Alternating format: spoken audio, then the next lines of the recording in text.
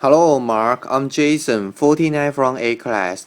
Now I'm going to speak the article this week. Now let's begin. Tag, watch, read, attend, participate, about, search, log in, sign up, subtitles and transcript. Margaret Heffernan, dare to disagree. In Oxford in the 1950s, there was a fantastic daughter.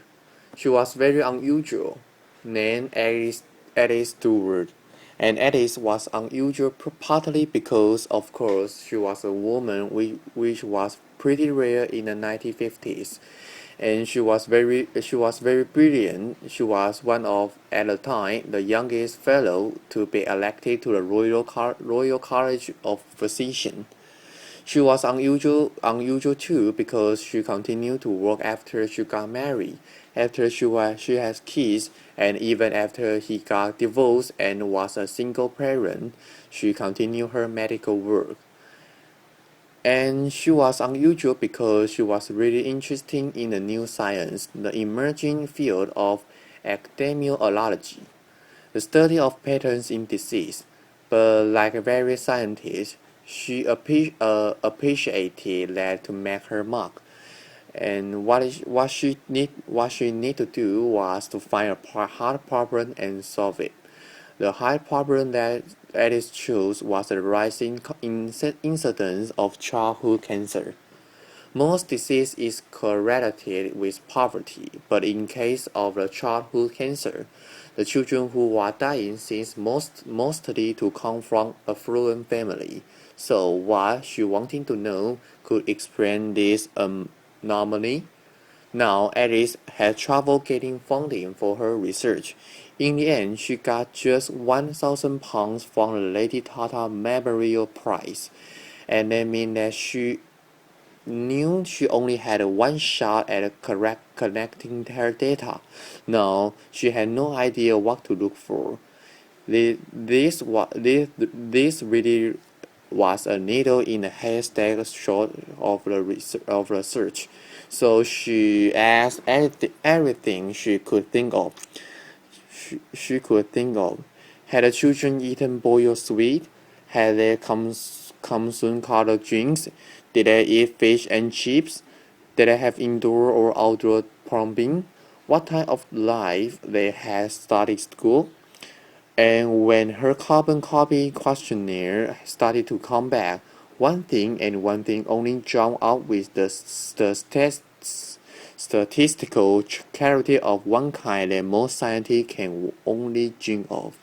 By a rate of 2 to 1, the child who had died had mothers who had been X-ray when pregnant. Now they're fighting through in the face of conventional wisdom. Conventional wisdom held that everything was safe up to the point and a threshold.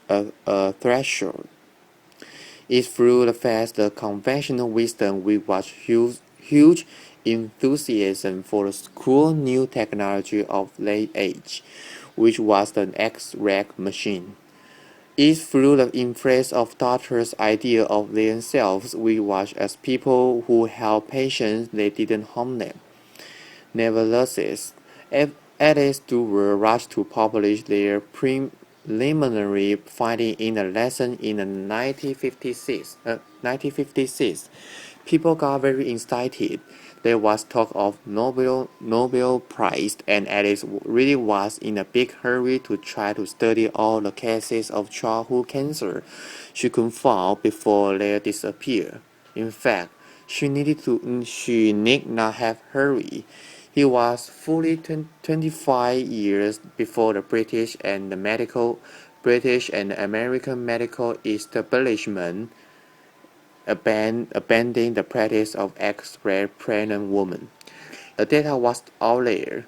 It was open. It was freely available, but nobody wanted to know. A child a week was dying, but nothing changed. Happiness alone can drive change. So for 25 years, Alice Stewart has very big fire on her hands. So how did she know that she was right? Well, she has a fantastic model for their thinking. She worked with a statistician named Judge Neil, and Judge was pretty much everything that Alice wasn't. So Alice was very outgoing and sociable, and Judge was a recluse. Alice was very warm, very empathetic with her patients. George frankly preferred numbers to the people. But he said this fantastic thing about their working relationship. He said, "My job is to prove Dr. Stewart wrong." He actively thought this confirmation. Different ways of looking at her models and her statistic, different ways of crunching the data in order to disprove her. He saw his job as creating conflict around her theories, because it was only by not being able to prove that she was wrong that George could give Alice the confidence he needed to know that she was right. Is a fantastic model of collaboration. Thinking partners who own echo chambers. I wonder how many of us have or dare to have such collaborators. Alice and George were very good at conflict. He saw it as thinking. So what does that kind of constructive conflict require? First of all, he requires that we find people who are very different from ourselves. That means we have to resist the neurobiological drive, which means that we really prefer people most like ourselves. It means we have to think of people with different backgrounds, different disciplines, different ways of thinking, and different experience, and find ways to engage with them. That requires a lot of patience and a lot of energy.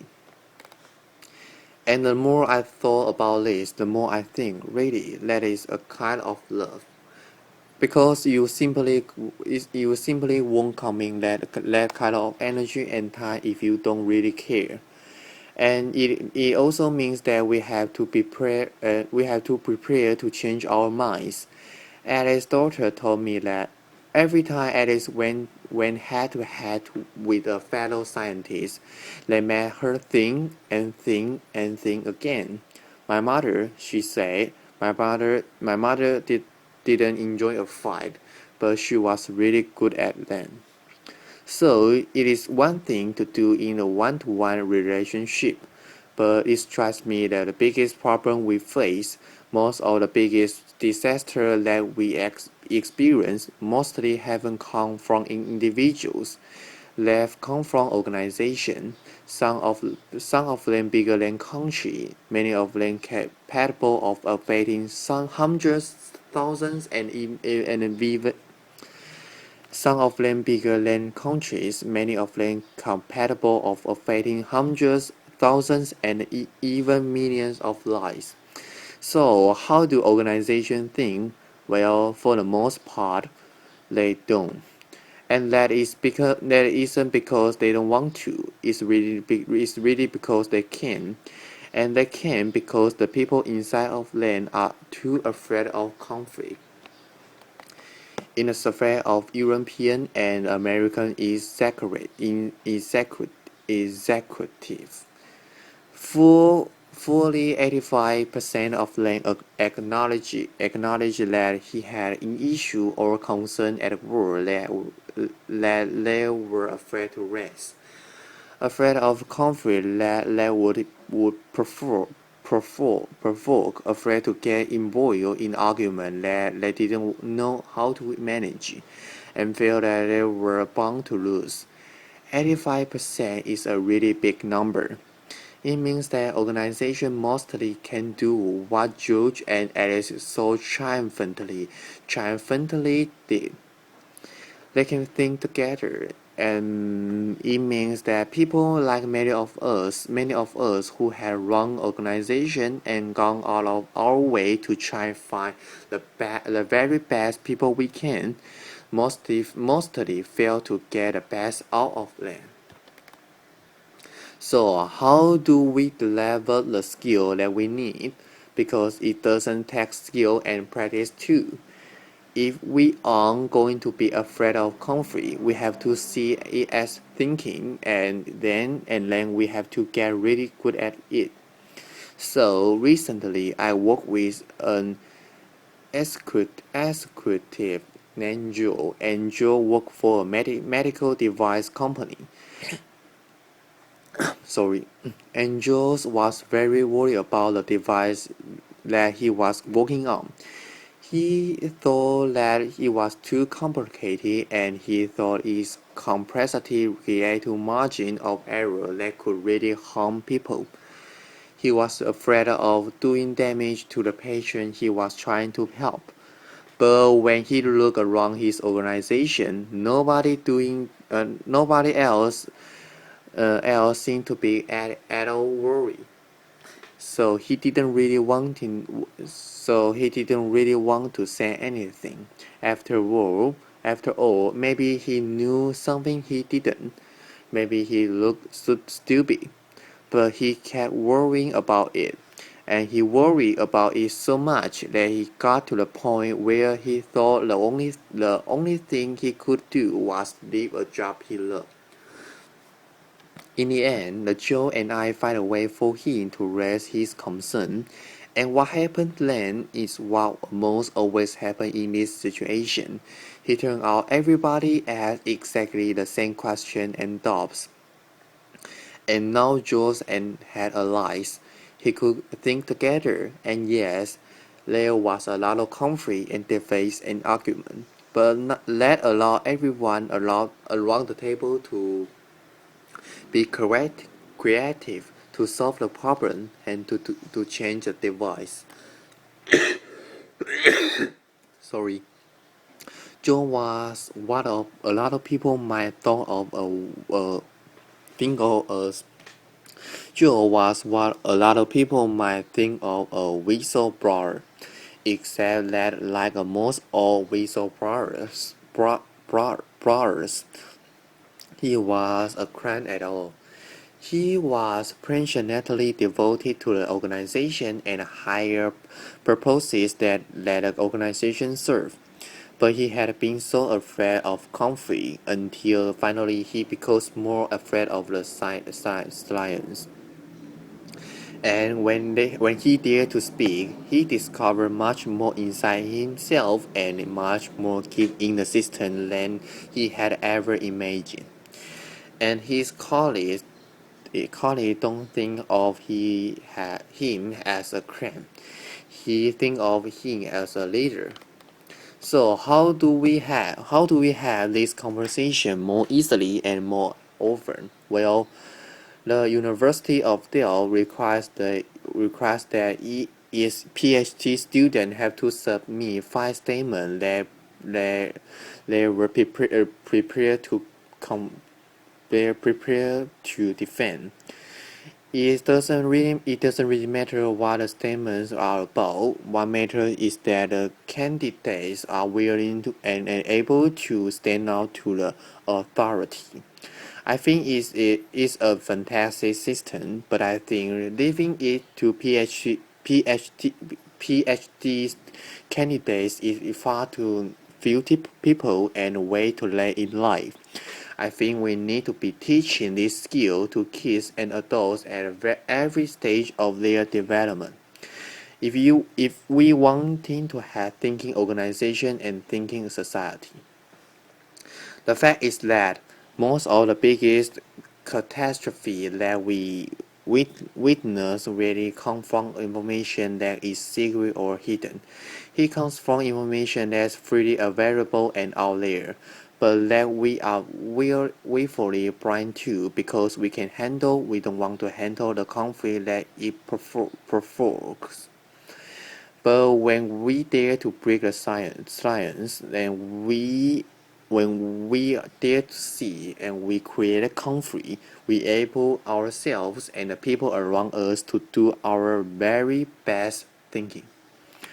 Open information is fantastic. Open networks are essential. But the truth won't set us free until we develop the skill, the habit, and the talent and the moral courage to use it. Happiness is the end. It is beginning. Thanks for listening.